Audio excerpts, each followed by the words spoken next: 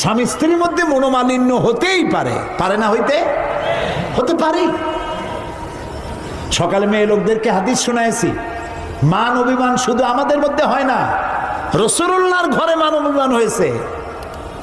হযরত আয়েশা রাদিয়াল্লাহু তাআলা আনহাকে রাসূলুল্লাহ বলেছেন, আয়েশা তুমি যখন আমার উপরে অভিমান করে থাকো আমি বুঝতে পারি, আর যখন তুমি আমার উপরে খুশি থাকো আমি তাও বুঝতে পারি। হযরত আয়েশা জিজ্ঞেস করলেন, ইয়া রাসূলুল্লাহ আপনি তা কিভাবে বোঝেন?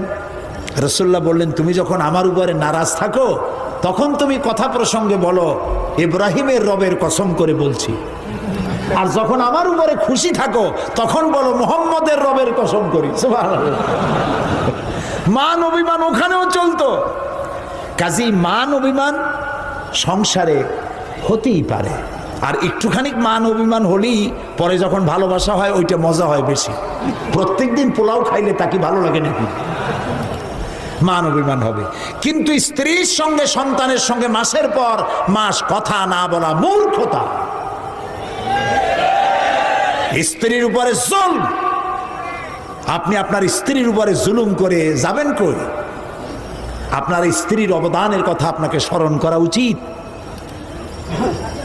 আপনার স্ত্রীর একটা ব্যবহারে আপনার মন খারাপ হতে পারে, কিন্তু হাজারো ব্যবহার এমন আছে যে স্ত্রীর অবদান আপনার উপরে অনেক আছে। সেই সব কথা খেয়াল করে একটা অপরাধ ক্ষমা করে দেওয়া উচিত এবং কথা বন্ধ করা উচিত নয়। স্বামী স্ত্রীর মধ্যে ভালোবাসা থাকা জান্নাতের নিয়ামত, এইভাবে কেউ কথা বন্ধ করে দেবে না, হারাম। 3 দিনের বেশি গোসা রাখা জায়েজ নাই।